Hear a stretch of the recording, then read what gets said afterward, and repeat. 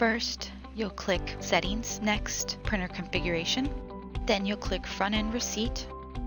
By turning the toggles on and off, you can edit the design of your front-end receipt.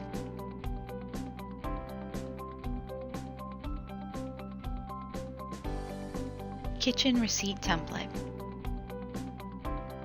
You can edit the font size to be small, medium, or large, as well as turn the toggles on and off to edit the design of your template.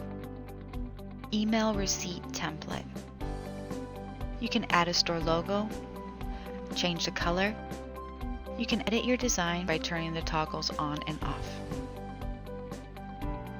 Last, click here to publish your changes to the POS.